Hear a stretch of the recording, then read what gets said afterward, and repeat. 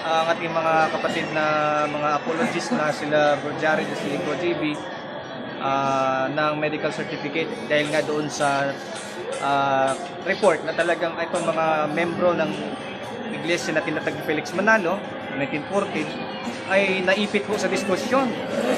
At ang sabi sa ulat ay maraming saksi ito.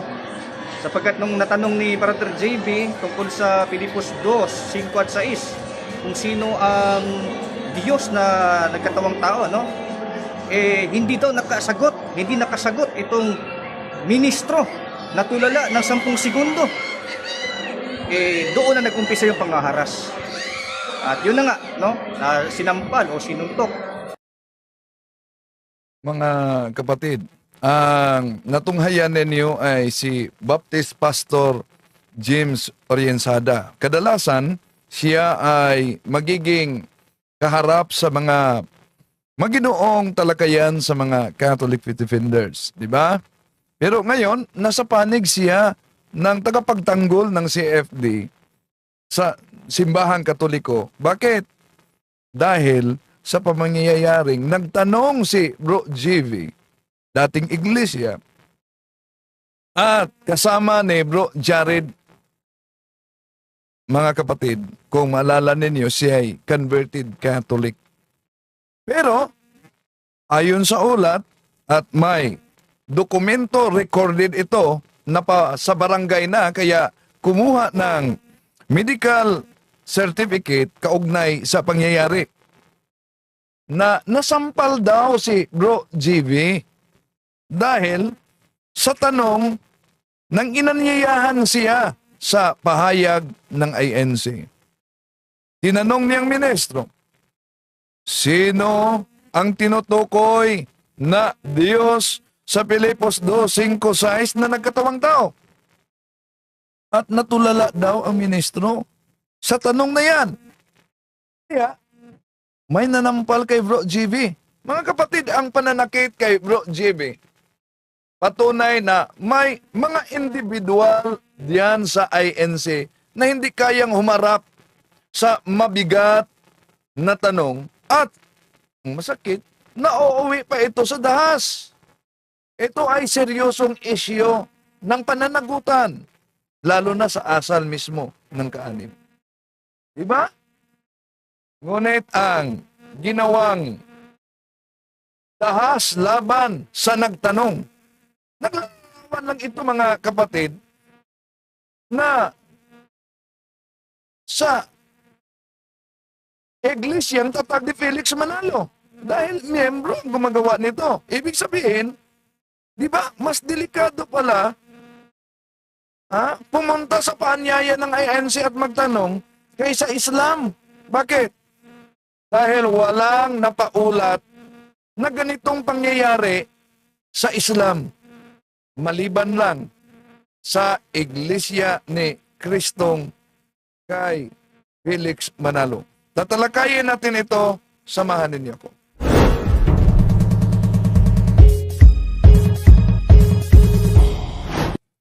Kumusta? Welcome. Itong yung lingkod Bindel. Talibong muling kasama ninyo sa pagkakataong ito. At inaniyahan natin ang ating mga suking taga-subaybay na huwag kalimutang pindutin ang like sa ating live at huwag din kalimutang mag-subscribe.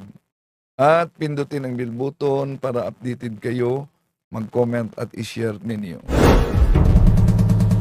So, kumusta sa lahat nating mga suking taga-subaybay? Welcome po, lalo na sa mga OFWs natin.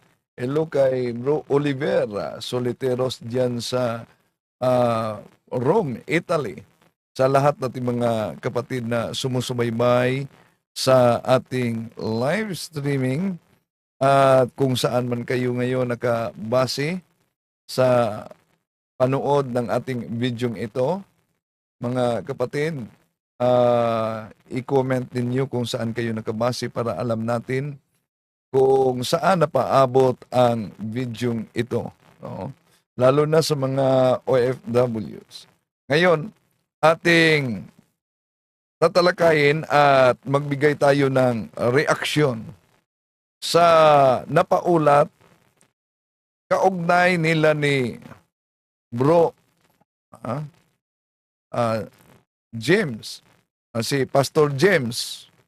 Si Pastor James ay isang Baptist, pero sinamahan niya sila si Bro Jared at Bro GB na nagpunta sa ospital. Matapos itong pangyayari, pakinggan muna natin yung live ni Bro Jared. Oh. Kaya mananalo tayo sa ganyan. Hello mga kapatid, tayo nga kasama na si Bro James ng OBFP, no? Yun. At si kapatid na JB. At nandito tayo ngayon sa ospital ng Binyan dahil tayo ay magpapamedical, kapatid na James, ano? Oo, dito po kami ngayon sa center, sa Bayanan, sa Binyan, sorry. Hello, maraming salamat Bro Oliver sa suporta. Maraming salamat kapatid, no? Sa suporta sa ating live streaming. Okay, tuloy natin. Ito'y si Pastor James Oriencida, mga kapatid. Baptist ito. Pero sinamahan niya sila si Bro GV at Bro Jared dahil sa pangyayari. Ang konteksto umano dito ay inimbitahan si Bro GV doon sa INC para magtanong sa isa sa gawang pahayag. So, pumunta siya at nagtanong. Ituloy natin ang pahayag ni Pastor James dito. Kukuha lang po ang ating mga kapatid na mga apologists na sila Bro Jared at si Bro GB ng medical certificate dahil nga doon sa report na talagang itong mga membro ng iglesia na tinatag ni Felix Manalo 1914 ay naipit po sa diskusyon. Nasa At open forum, ano? ang sabi sa ulat ay maraming saksi ito. Sapagkat nung natanong ni Brother JB, Sandali muna, nasilip ko sa comment section si Sheila Cortez. Hello. Long time no see. Sis Sheila, kumusta? Diyan sa pananampalataya at katwiran. Tuloy natin. tungkol sa Pilipos 2, 5 at 6, kung sino ang Diyos na nagkatawang tao, no? Hindi nakasagot itong ministro na tulala ng 10 segundo. Nako. Doon na nag-umpisa yung panghaharas. Mahirap talaga sagutin yung Pilipos Kapitulo 2, versikulo 5 hanggang 6. Ang categorical question, sino ang tinutukoy diyan sa naturang talata na Diyos na nagkatawang tao? Ano daw? Natutulala ng 10 segundo. At yun na nga, no? Sinampal o sinuntok ating kaibigan, kapatid natin ng membro ng iglesia na tinatag ni Felix Manalo. Gabi naman, di ba? Yung nasa loob pa ng kanilang teritoryo, inimbitahan para magtanong, pagkatapos gayon ang nangyari. Maling-mali talaga yun, mga kapatid. Sa moral, sa lohika, at kahit sa batas. Dito sa ating bansa at sa batas ng Panginoon. Kung may nagtatanong, lalo na maayos ang tanong, lalo na inimbitahan para magtanong, kung hindi kaya sagutin, ang tamang tugon ay aaminin na hindi sigurado, di ba? Yun ay humility. Humihingi muna ng oras para magsaliksik, yun ay humility. O ipagpatuloy yung usapan sa mahinahong paraan. Pero iba, may nanakit daw. Okay, ituloy natin. At hindi lamang yun, meron pang video na kung saan ay recorded din yung isang assault attempt. Nakuha na ng clip at ito po ay nasubmit na sa barangay doon sa malapit sa lugar doon sa... So, na-turn over sa barangay ang video kaugnay sa pangyayari, mga kapatid. Dito, nagpahiwatig lamang na delikado pala na pupunta sa imbitasyon nila magtanong, lalo na kung mahirapan ang isang ministro sa pagsagot. Di ba? Ang pananakit ay hindi ito kailanman tamang sagot sa tanong. Iyan ay malinaw na sinyalis ng kawalan ng argumento. Ibig sabihin, dahil sa kawalan ng argumento, emosyonal. Emosyonal at pagtatalikod sa dissenting diskurso para sagutin ang categorical question. So, kahit anong talakayan, panrelihiyon man, mga kapatid, o kaya kahit sa pang-akademiko, di ba? Ang lakas ng panig ay masusukat yan sa katuwiran, hindi sa kamao. Di ba?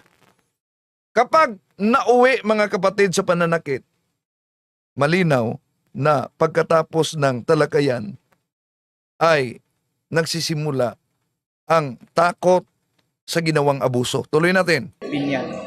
Kaya pumapanig naman yung kakulang barangay doon sa site So pumapanig ang kaukulang barangay daw sa side nila ni Bro GV, Bro Jared.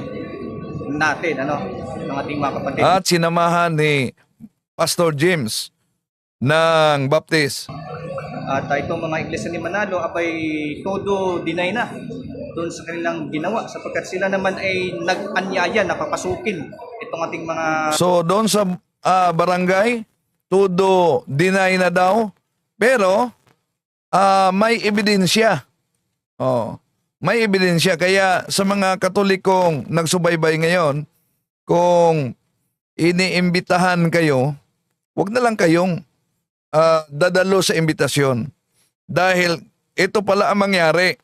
Pag mahirapan sa pagsagot, ang sagot, kamao na.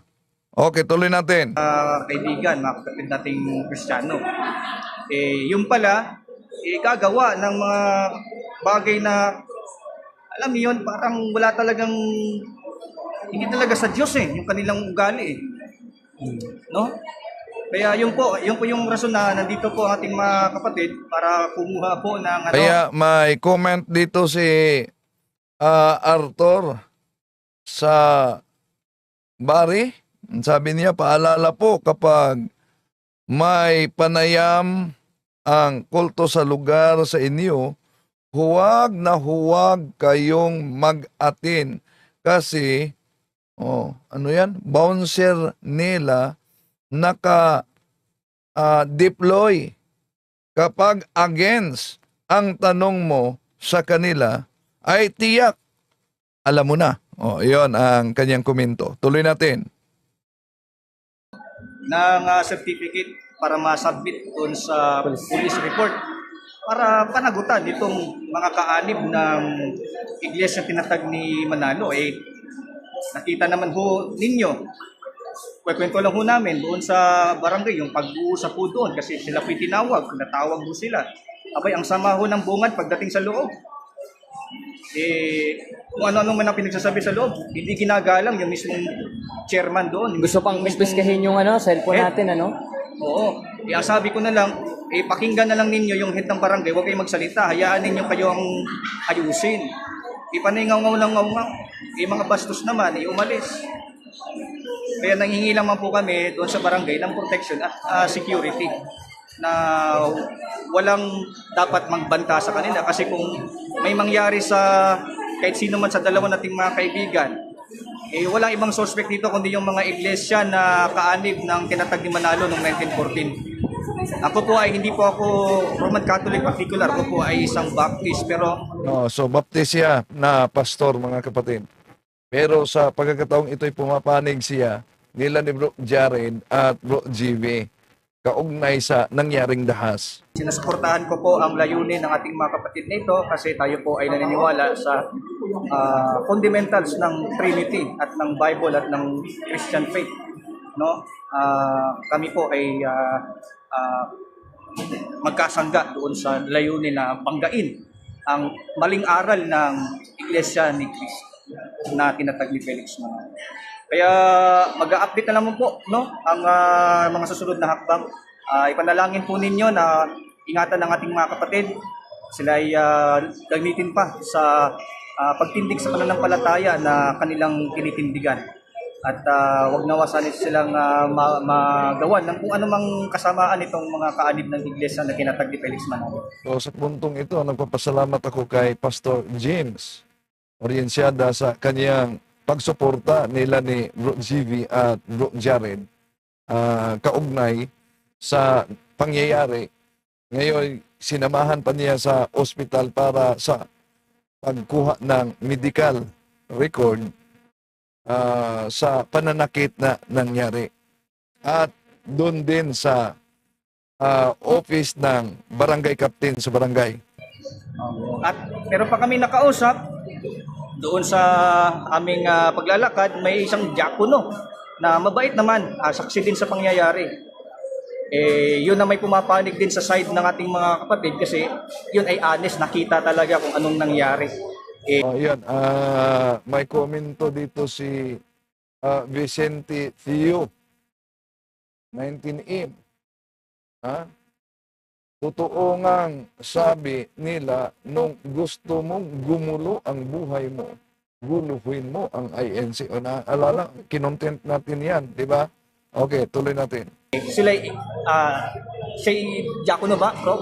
Pangulong Diakono yun. Pangulong Diakono ay pumapanig sa ating mga kapatid kasi talaga So, Pangulong Diakono pumapanig dahil mali naman talaga yung ginagawang pananakit, di ba? Ang pananakit ay hindi kailanman tamang sagot sa tanong. Kung nahirapan sa tanong, sino ang tinutukoy na Diyos sa Filipos Kapitulo 2, 5, 6 na nagkatawang tao? O, tama ba na kamao ang sagot? Yan ay malinaw na sinyales ng ng kawalan ng argumento, kundi emosyonal. O, pagtalikod sa dissenting pananagutan sa talakayan kaugnay sa divinity ng ating Panginoon Jesucristo. So, ang tanong ay dapat sinagot ng katotohanan. Ang kahinaan sa argumento ay hindi ito tinatakpan ng anumang dahas. Lalo na kung para sa inyo'y nasa katotohanan kayo at ligtas na. So, ang pananakit mga kapatid ay hindi ito pananalo. Malinaw na ang pananakit ay isang sinyalis ng pagkatalo. Tuloy natin. yung nakita niya, nasaksihan niya, na talagang agresibo itong hakbang nitong mga ilang membro doon. No? Kaya kung magkakasuman sila, magpapail man sila ng kung ano ng mga kalokohan nila, mga bluff nila, hindi naman sila mananalo kasi meron tayong batayan, may evidence, may video, may mga witnesses na magpapatunay na talagang agresibo nang aassault itong mga membro ng Iglesia ni Manalo. No? Kaya hindi po nila magagawang magpaikot dito kung ano naman gagawin nila mga manipulation dito. Mapapahiya ho sila kasi nasa panig natin ang katotohanan, sa atin ang talagang totoong kung ano talagang nangyari at anong ginawa nila sa ating mga kapatid na depensador ng pananampalatayang Katoliko. Ako ay bumaback up lamang sapagkat sa darating na February 14 ay may debate po si Brother Jared kay President Indasan at ako po isusuporta ko doon. No? Panalangin po ninyo na ingatan po ang ating mga kapatid at maging maganda resulta ng debate at siyempre maraming magbalik Kristiyano at hindi magbalik. So, nagpapasalamat tayo kay Bro James Oriensiada, isang pastor ng Baptist, sa kanyang pagsuporta sa mga kapatid natin na depensor Katoliko, mga kapatid, dahil sa nangyaring dahas. Islam kasi yung kanilang balik Islam eme lang ho yun, joke lang ho yun dati ng mga Muslim yun, pinagbabalik Islam na nila, pinasyasyahan. Pero kumpara natin sa balik Islam, lalo na sa debate, mga kapatid, maganda naman ang mga pangyayari. Walang argumento di gulat. Maganda silang kausap. At kahit kailan, walang pangyayari na may mga dahas. Kaya kumpara natin sa pangyayaring ito, di ba? Masasabi natin, mas delikado ba ang INC ni Manalo kaysa Islam? dahil sa pangyayaring ito? Tuloy natin. Muslim naman talaga yun eh. Pero sa debate na to, nawa maraming mga magbalik Kristiyano. Pamamagitan ng debate na haharapin ni Jared. Round 2. Round 2. Gustong bumawi ni Indasan. Kasi natalo. Natalo ko na si Indasan noong 2023 doon sa San Pedro Laguna. No? Ang aking, parang kinahon ko na. Si Jared naman, pinulbos na. Kumbaga, nilibing lalo. No, doon sa naging debate. Pero ngayon, lalong patutunayan, lalong titindigan ng paksa, no? Patutunayan si Kristo ay Diyos. Ngayon, kung si Rasil Indasan, pupunta sa Trinity, abay, mag-o-object kami. Oo. Kasi wala na sa topic yun. Wala sa tema yung Wala sa Trinity. Trinity. Oh. Kaya mahihirapan sa dito. Panoorin nyo, abangan ho ninyo, no? Napaka magandang debate yung mangyayari dito. At sinisiguro namin, Okay, kung maalala si bro, si Ustad si Indasan, may hamon din sa akin. Sana mapaabot ito na yung gusto niyang natalakayin namin ni Indasan about Trinity din. No? Pero, nagharap na kami sa debate ni Ustad Bashir about Trinity. Kung sang-ayon siya about sa divinity of Jesus Christ, magharap kami. Kung sang-ayon siya, doon na naman sa Tagbilaran City. Ustads Indasan, okay ka ba? So, sana magkausap tayo. Ipaabot ninyo ito kay Ustads Indasan, mga kapatid. Dahil meron na siyang matagal na hamon. Trinity daw at Tauhid. Trinity at Tauhid. So, kayo na mga nagsusubaybay ngayon, ano ang gusto ninyo na tatalakayin namin ni Indasan? Comment kayo dyan. Trinity o Tauhid? Yun, comparative yan. Tauhid, nag-iisang Diyos. So, alam naman natin na kahit salitang Tauhid, di yan mababasa sa kanilang Quran. Nasa hadith lang yan. Okay, kung ang pinagbatayan nila, hindi mabasa ay hindi totoo, delikado ang tauhid, di ba? Okay, tuloy natin. siyempre, mananalo ang nasa panig ng katotohanan, no? Jared, Ayun. Okay, salamat kay Bro James. Ito naman si kapatid na JB. Kapatid JB, ano yung ginawa sa'yo nung isang member Pakinggan natin si Bro GB. Siya ang nasampal. ng Iglesia ni Cristo? Nanampal bro. Sinampal ka. Tapos meron yung tayong evidences na assault yun, bro, no? oh, Yung- isang assault, sabi natin assault yun. Kasi, Physical assault. hinablot bigla yung cellphone. Ito nga mga kapatid, nung pagkasampal sa akin tumama yung ulo ko dun sa Ngayon naman, okay naman yung, tenga. medyo hindi bro okay. Medyo bingi-bingi ang tenga ni kapatid na JB ngayon sapagkat napalakas yata yung untog niya nung siya ay sinampigan nung miyembro ng Iglesia ni Cristo ni Manalo. Kaya yan po ang nangyari sa kanya ngayon, mga kapatid. And sabi ni Bro Rosby, shoutout daw. Ay, Bro Rosby, shout out. Oh, binabakapan ko lang ating mga kapatid na Catholic dito. Hindi nyo ko kalaban ha. Oo. Ako'y kakampi ninyo. Tandaan ninyo yan. Tayo ay may pag-uusap, may differences, pero napag-uusapan nyo within the family. Pero ganun pa man, no? Layunin natin ngayon ay mapanagot ang mga membro ng Iglesia tinatag ni Manalo. Dun sa Na ginawa nila. agresibo, na talaga makikita ang pagkakulto at pagka-demonic ng kanilang ugali sapagkat hindi sa Diyos, hindi tinatag ng Panginoong Kristo. Yun po Ayun. yun. No? Talaga namang demonic talaga yung pananakit. Pananampal. Demonic talaga yan. Hindi yan kailanman. Katibayan ng katotohanan. Yon ay madalas na palatandaan sa pagkatalo ng katuweran. Bakit ka nanampal? Lalo na pag mahirap sagutin yung tanong. Ano yung tanong na malinaw? Very specific and categorical question. Ang tanong kasi mga kapatid, yung Pilipos Kapitulo 2, 5-6, sino ang tinutukoy na Diyos na nagkatawang tao? Tama ba? Na ang sagot ay kamao, di ba?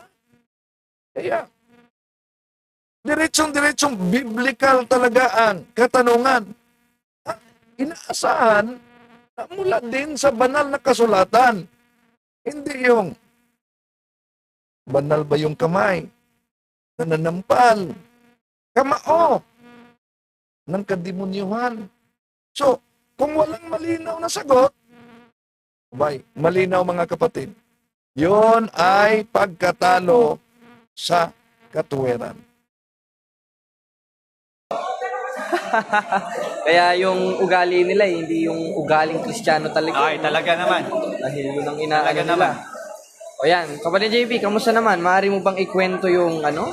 Ang pangyayari. Oh, ikaw ba talaga kasi ako ay nasa labas ng gate noon at ikaw naman ay nasa loob, gaya nga ng inimbitahan ka ni Redan, ano? Bagamat ako ang nasa blatter, nilagyan pa ng AKA JB. Okay. Sa akin talaga nagagalit kahit si Bro JB ang Kaya nga. Ano nangyari no? Pinapasok ko ba talaga o trespassing? Pinapasok talaga ako, bro. Una ganito sinundan ko si Brad Redan kasi dodoktrinahan daw, ano. Oo. Tapos, ayoko pa samahin ni Brad Redan Tapos pinasama ako nung isa nilang miyembro. Yung babae. Babae. Sama ka na. Sige na, sama ka na. Pinilit pa ako Napilitan na din si Brad Redan na Sumama ka. Sama ka na din, bro. Yun. Pasok ako nun, tapos tinawag kita nun No? Kasi baka may kung anong gawin sa akin na magtatanong ako sa kanya. At yun nga, meron niyang ginawa. Yan bro, meron. Ayun. Ngayon, okay naman yung saan ba ang tumama dyan, kapatid na JB? Banda dito bro Dyan, saan ka sinampal? Ng ano? Dito. Dyan, tapos tumama sa gate. Nakita ko yun, nandun ako, lapit na lapit Kaya nga medyo nataranta ako nun At saka sa tingin ko yung pagsampal noon, parang pasikreto Oh, Talikod, patraidor. Patraidor. Oo. Pero nakaharap ka nun. Oo bro. Grabe. Grabe ha. Patraidor ha. Patalikod pala. Kaya, yun pala tandaan, nasusugatan ang ego nung nanampal. Ha? Hindi na nakabatay sa tamang pananampalataya.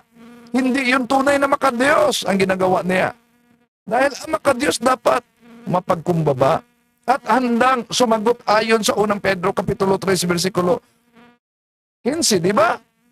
Ang pananampal ay madalas na reaksyon ng mga taong napahiya. Napahiya ba kayo sa tanong na very categorical question, very elementary question, ngunit pang knockout talaga yon. Sa Filipos 2:5, 6, sino ang tinutukoy na Diyos na nagkatawang tao? O, di ba? So, pang knockout yun. Kaya, yung ginawang pananampal at pananakit sa loob pa mismo ng kanilang teritoryo, mga kapatid, ay tahasang salungat yan sa aral ng ating Panginoong Hesukristo. Bakit? Hindi na nampal ang ating Panginoong Hesus. Kahit hinamak, hindi siya nanakit. Kahit inuusig, tumagot siya batay sa katotohanan kahit mahirap tanggapin ng mga nagtatanong. Di ba? Kaya kapag karahasan ang sagot sa tanong, mga kapatid, malinaw na wala sa espiritu ng ating Panginoon Jesucristo ang naturang kilos. Wala mismo sa pagiging makadiyos at kabanalan. Tapos sasabihin, ligtas na. Tuloy natin. Bale, inaano ko nun, Nakukuyog ka na kasi. tinutulak ako palabas ng mga Tinutulak ka na.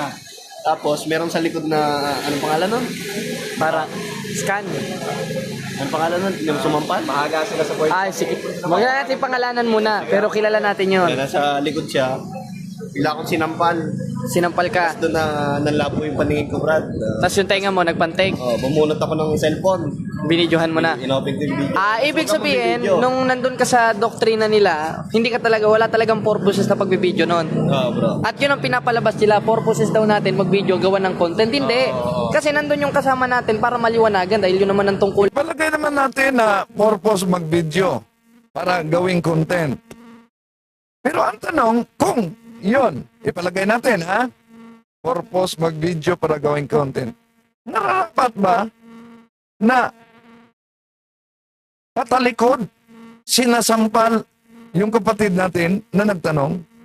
So, yung dahas na yan, taktika talaga mga kapatid para patahimikin yung nagtanong. Lalo na kapag mahirap sagutin ang naturang tanong. So, ang karahasan ay magiging panakot. Ibig sabihin, tigilan mo na yan. Pero sa totoo lang, hindi nito sinagot yung naturang tanong. Hindi naman mahirap sagutin yung tanong, pero naipit dahil hindi sila naniniwala na ang ating Panginoon Jesucristo, Diyos na nagkatawang tao, pero direkta may mabasa natin sa Filipos Kapitulo 2, versikulo 5 hanggang 6, na nagkatawang Diyos na nagkatawang tao. Kaya ang tanong, sino ang Diyos na nagkatawang tao? So, sa kanilang ginawa, lalo lang na pinatunayan nila na valid yung tanong. At pinatunayan nila na naipit yung ministro na tinanong. So, kung totoo ang aral ng iglesia ni Felix Manalo, mga kapatid, dapat sasagutin ng tama batay sa kasulatan. So, kung mali yung aral, magagalit talaga. Yun ang nangyari. So, ang pananampal ay hindi depensa ng pananampalataya. Ito ay pag-amin, mga kapatid, sa wala nang maipakitang katiweran sa naturang katanungan. Tuloy natin. Nating mga Kristiyano, di ba? Saka, Sumuko. ang sabi pa nga, nag-i-invite naman sila. Oo. Invite naman. Hindi trespassing ito, mga kapatid, ha? No? O kaya, nag-invite sila, pagkatapos yun ang nangyari. Ha? Yun ang nangyari. Kapag ang ganitong pangyayari, yung pagsampal kay Bro JB, matapos magtanong kahit iniimbitahan sa naturang pandoktrina sa INC, mga kapatid. So, ang mga pangyayaring ganito ay hindi inaasahan, mga kapatid. Natural na lamang na mabahala ang sinuman kaugnay sa pangyayaring ito. Magmukha tuloy na delikado na ang pagpunta sa imbitasyon at delikado na ang magtanong, lalo na pag mahirapan o critical ang tanong, hindi makasagot ang ministro dahil may posibilidad na harapin mo yung kamao ng miyembro. Di ba? Oh. So, sa isang lehitimong question and answer sa panrelihiyon, mga kapatid, ang tanong ay dapat sinasagot batay sa kasulatan. Di ba? Bawat doktrina nila may iba't ibang version salin ng Biblia. Pero ang resulta, di nagamit yun. Ang ginamit, kamao. Dahil sinampal umano si Bro JV. So ang katotohanan, mga kapatid, ay kayang ipagtanggol sa katuweran, hindi sa dahas. Ang imbitasyon ay dapat ligtas, lalo na kung ito'y para sa pag-aaral ng doktrina. Di ba? Ano kaya ang naramdaman, lalo na sa nag-imbita? Proud ka ba sa mga kasama mo na yung inimbita mo, yun ang nangyari? Tuloy natin. Hindi ito trespassing kasi inimbitahan ho sila. Nagkaroon ng tanungan, hindi nakasagot. Doon nag-umpisa ang Gulo. pangaharas Oo, o gulo. pangaharas. Na kung saan Sandali. May nag-message dito. Parang robot daw ang audio ko. Sabi ni Luna Kings. Totoo? May diferensya ang audio? Comment kayo, mga kapatid. Parang robot daw ang audio ko. Baka may nangyari dito sa linya ko. Yes po, opo. Ganun ba? Sige. I-adjust muna natin. Tama po, may echo. May echo daw. Sige. Parang radyo. Yes po. Sige. Ating i-adjust ito. Ipapatuloy natin mamaya. Maraming salamat sa inyong pagsubaybay. Ito yung lingkod, Rodwin Del Talibon.